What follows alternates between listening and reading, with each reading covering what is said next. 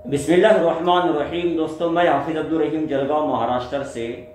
जलगांव शहर में पिछले कुछ दिनों से सोशल मीडिया पर एक वीडियो फारूक शेख साहब की वायरल हो रही है, जिसमें ये बताया जा रहा है कि दो टीचर जो इकरा एजुकेशन सोसाइटी में जिन्होंने पढ़ाया है, मगर उनकी जो तनख्वाह है, जो पेमेंट है, पिछले कई सालों से 2005 से तकरीबन वो रुकी हुई है। अब उसी बात को लेकर मैंने डॉक्टर अब्दुल करीम सालार साहब से पिछले कई दिनों से बात शुरू की कि आपका टाइम चाहिए, इस पर मुझे वीडियो बनाना है, क्या ये बात है उसको क्लियर करना है। तो फाइनली आज सर ने हमको वक्त दिया, हम आपके बड़े शुक्रगुजार हैं।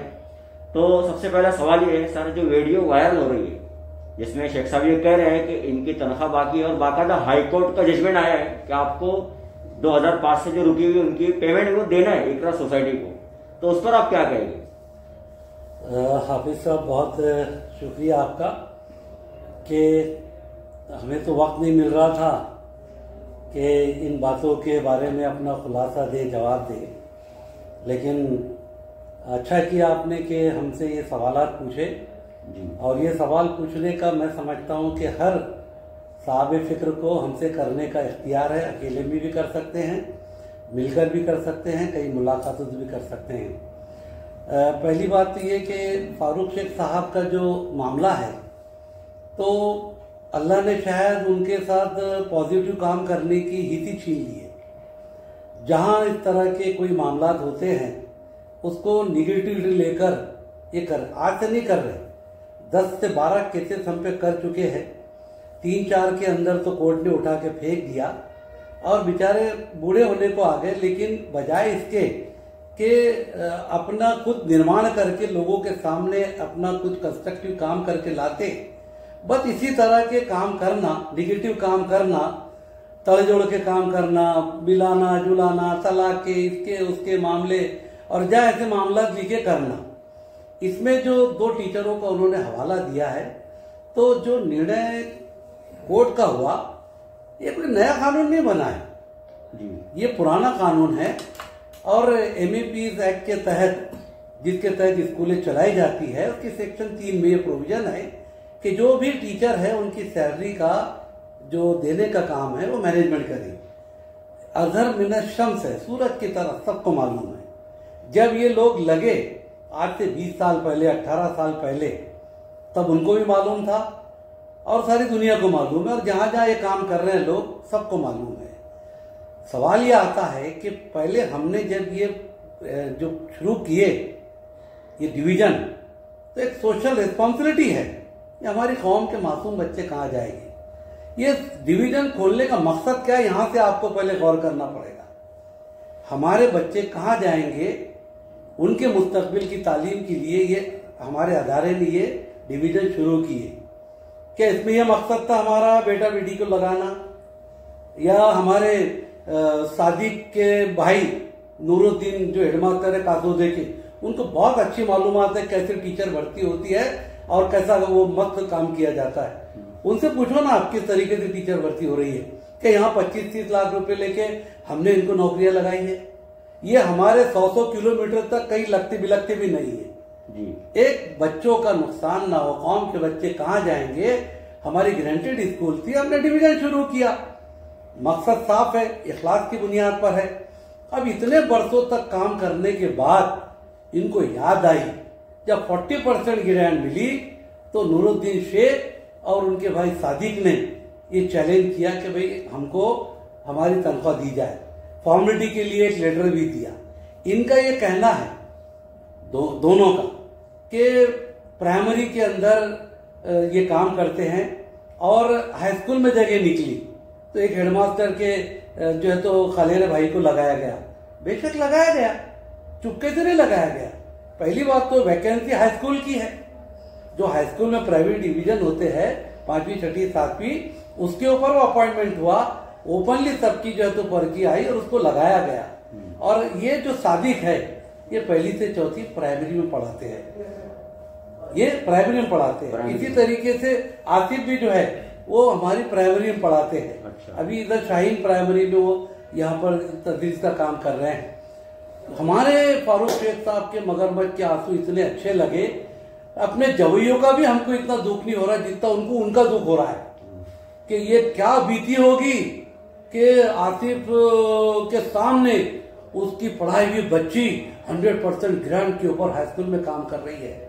बड़े अफसोस के साथ कहना पड़ता है, एक टीचर अपने पढ़ाए हुए बच्चों को जब ऊंचे मकाम पे देखता है तो खुशी होती है, और ये रो रहे, कूद रहे, जलन रख रहे, ऐसे टीचर भी जमाने में हो सकते हैं। अरे वो बच्ची हाई स्कूल के अंदर लगी, ओपन मार्केट से उसको लिया गया।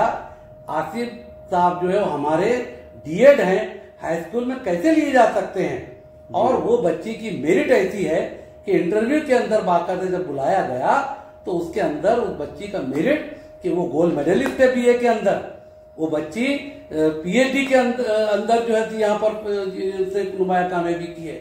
ऐसी मेरिट की बच्ची हमने ली है। अब क्या किसी का रिश्तेदार होना गुनाह है? अगर रिश्तेदारी की बुनियाद पे लेने के मामले होते तो ना आसिफ नजर आता ना सादिक नजर आता। हमारे के भंजोटे रिश्तेदार नहीं हमारे मैनेजमेंट के। अब रहा सवाल, हम अकरबा परवरी के पीछे नहीं जाते, सारे जमाने को मालूम है, सारे जमाने को, और हम मेरिट की बुनियाद पे लेते हैं। अब कोई रिश्तेदार लग जाए तो इसका मतलब हम अकरबा परवरी ऐसा नहीं है। पैसे 25-25, 30-30 लाख, अभी तो 50-50 का आंकड़ा सुनने को मिल रहा है, हम उससे पाक हैं। ये जो फैसला आया है तो सरकार ने 20% 2012 में 20% ग्रांट का लेटर दिया, दी नहीं। ये लगे जब से हम इनको ये 300 से 3000 बोल रहे, 300 तो कभी दिए नहीं, 3000 से और 2500 से शुरुआत हुई है।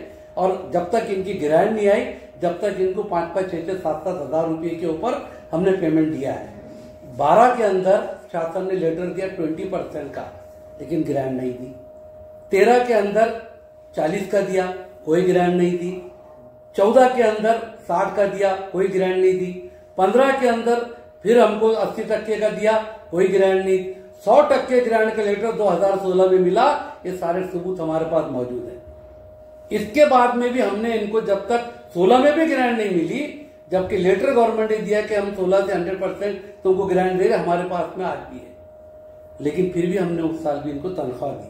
अब जब इनको 100% ग्रांट का लेटर आ गया तो बजाय सरकार के ऊपर चढ़ने के इन्होंने मैनेजमेंट को खींचा।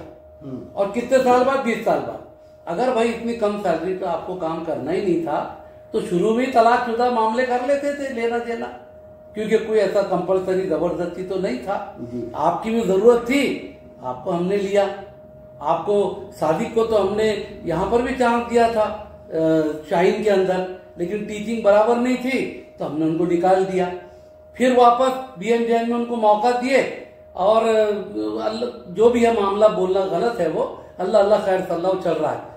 और उसके बाद फिर सरकार ने 17 में 20 का दिया, फिर 40 का दिया, और अभी 60 का दिया। अब इन लोगों ने जो एमईपी एक्ट का जो सहारा लिया, उसके तहत कोर्ट ने 17 साल की जो इन्होंने डिमांड की थी 14 साल कट कर दिए, और जिस दिन से केस दाखिल की उसके 3 साल पहले से इनको ग्रांट दो। सरकार ने 20 दी, उसके बाद 40 दी नहीं, फिर 20 दी, सादिक के केस में खास तौर से। फिर अभी 60 पर आए हैं, 40 पर आए थे, उसके पूरे डिफरेंस के पैसे हमको भरने हैं। ये कोई नई बात नहीं है। इन्होंने हम पर कंटेम किया। सोसाइटी जो है ये सारी दुनिया जानती है। मैं चैलेंज करता हूं, इकरा एजुकेशन सोसाइटी में केजी के अंदर बच्चों के तालीम के लिए सोसाइटी जो पैसा लेती है वो केजी में लेती है, लेकिन जितना नॉन ग्रांट के डिवीजन है उनके अंदर पहली से 10वीं तक आज तक किसी बच्चे ने, खुद इनके बच्चे पढ़ रहे हैं, इन्होंने कुरान हाथ में लेके बोलना सालाना फीस हमको क्या दी है? 1 रुपया सालाना फीस हम नहीं लेते, नॉन ग्रांट से बिल्कुल भी नहीं लेते। तो ये सब चीजें जिस तरीके खड़े की गई है, तो इसकी वजह से यानी सोसाइटी को मुश्किल में डालना है, और जो एक मेयारी काम चल रहा है उसको रोकने का काम करना है। और फारूक शेख साहब का तो आपको पता है कि उसने मौसी का प्यार बता रहे, अरे इनको नौकरियां देने का काम करते थे, आप बजाय इसके कि हमको कुछ बोल रहे। अब जो अदारे खुले हैं वहां पर जिस तरीके से चला रहे हैं, अल्लाह का एहसान करम है।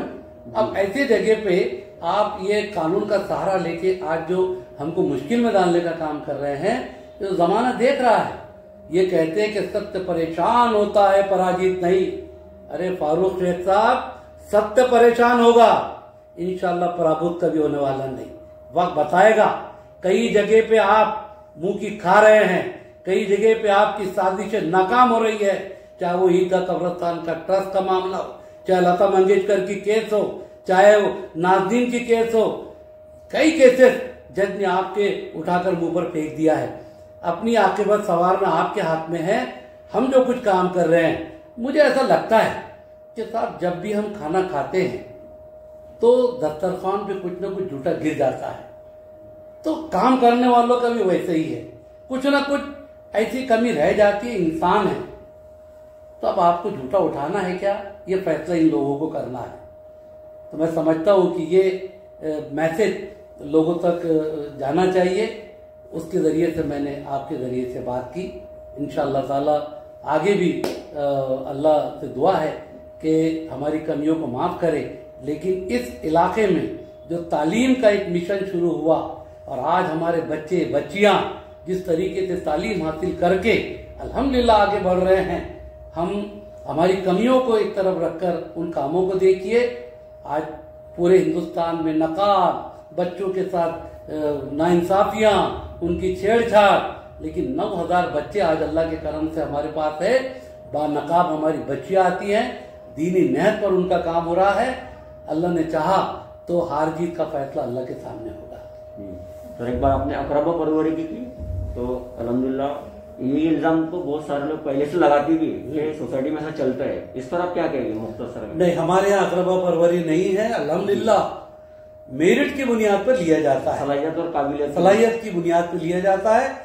आप देख लीजिए ना, पूरी लिस्ट उठाइए, कहीं भी हमने हमारे बेटा बेटी भांजे भतीजों को अकरबा परवरी की बुनियाद पर नहीं लिया है। अब कोई लगा होगा 600-700 के अंदर, तो वो तो उनकी मेरिट में लगे हैं। और आपने डिफरेंस के लिए पैसे की बात की कि इतना भरना है, तो कितना है सोसाइटी को, कितना भरना है, या फिर सोसाइटी और आगे कुछ करेंगे इसके लिए? देखिए, अभी उन्होंने कंटेम्प्ट जो दाखिल की उसके ऊपर हमने 5 लाख बैंक में डिपॉजिट किए थे और हमने हमारे वकील साहब ने कोर्ट से रिक्वेस्ट की कि शासन ने जो हमको 20, 40, 60, 80, 100 ये जितने भी ग्रांट के लेटर दिए उसमें उन्होंने ये लिखा है कि ये पैसा उपलब्ध होने के बाद हम आपको देंगे। इनकार नहीं किया है जी, इनकार नहीं किया है।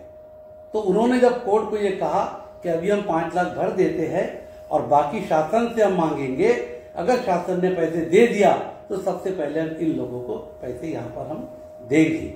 रहा सादिक मियाँ का ताल्लुक, अपने आप को 3 से बता रहे हैं। आसिफ हमारे पास 5 से बराबर है, लेकिन ये 3 से नहीं है। इनका मामला चल रहा है इंक्वायरी का। बोगस तरीके से इन्होंने अपनी सीनियरिटी बढ़ाई है। मस्टर के ऊपर 5 जगह ऑफिसरों की दस्तखत के नीचे दस्तखतें की है। इनके भाई ने अपनी रसूखात की बुनियाद पर जो रात दिन वहीं घूमते रहते जिला परिषद में, जिनको कि एक अलग नजर से देखा जाता है, स्कूल छोड़कर यहाँ घूमना मकसद समझ सकते हैं आप। तो उन्होंने वो रिसीव किया है सीनियरिटी बढ़ा के लाकर, और वो सीनियरिटी का बोगस काम किया है। उसकी इंक्वायरी चल रही है। हमारे हेडमास्टर की और इन दोनों की इंक्वायरी हमने बिठाई थी। हेडमास्टर को हमने 1 साल पहले जो है तो उनकी सर्विसेज खत्म करके सजा के तौर पे उनको हटा दिया। इनका हाईकोर्ट की तरफ से अभी फैसला लेने के लिए रुकावट है। जब हाईकोर्ट के ऊपर से वो फैसला लेने का जो स्टे वो हटेगा, जब इनका भी फैसला किया जाएगा, तो इस तरीके की ये बातें करना है सोसाइटी को एक तरीके से ब्लैकमेल करने के बराबर है।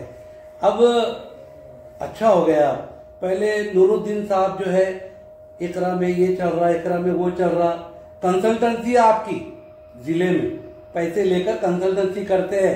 अगर वो चैलेंज करेंगे तो सामने में करके आपके इंटरव्यू देने लगा दूंगा। कितने लाखों रुपए लोगों के लेके आप इधर उधर क्या कर रहे हैं। अब एक न शुद्ध 2 शुद्ध हो गए। अब हमारे पास नूरुद्दीन साहब की कंप्लेंट आती थी, अब वो फारूक शेख साहब की तरफ से आ रही है, क्योंकि फारूक शेख साहब सेक्शन वाइज जानते हैं, कानून जानते हैं, तो उसको क्रिमिनल टाइप से पेश करके किया जा रहा है। तो अल्लाह है, मैं फिर कहूंगा वाकई में सच परेशान होता है।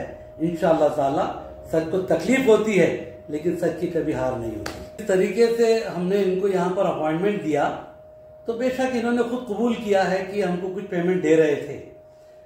हर तरफ आप देखेंगे तो डोनेशन भी लिया जाता है, और जब तुम्हारी ग्रांट आएंगी, जब तुम्हारी तनख्वाह तुमको मिलेगी, और बेचारे टीचर काम कर रहे हैं, उन्होंने खुद कबूल किया है कि हम इनको पैसे दे रहे हैं, बच्चों की फीस नहीं आती है सालाना, इसके बावजूद भी सोसाइटी अच्छे स्टैंडर्ड के लिए इनको दे रही है, इनको मोहताज नहीं रख रही है। ये एक अखलाकी मुआहदा होता है। कानून तो MAPS एक्ट में लिखा है कि पेमेंट देने की जिम्मेदारी जो है तो मैनेजमेंट की है, लेकिन एक अखलाकी मुआहदा होता है कि भाई जब तक हमारी पेमेंट नहीं आती तब तक हम आपसे कोई क्लेम नहीं करेंगे। और हम सोसाइटी की तरफ से जो उनको फूल की पंखड़ी दे रहे थे, उसके ऊपर ये सब मामला चल रहा था। इतने सालों के बाद में याद आई। ये अगर कहते हैं कि इनकी जीत हुई है, यकीनन कानूनी तौर पे ये जीते हैं, लेकिन अखलाकी और किरदार के एतबार से इनकी बहुत बड़ी हार हुई है जी। ये मैं कहना चाहता हूँ। ठीक है, माशाल्लाह, जज़ाकल्लाह। ये थे डॉक्टर अब्दुल करीम सालार साहब, जो एजुकेशन सोसाइटी के सदर हैं।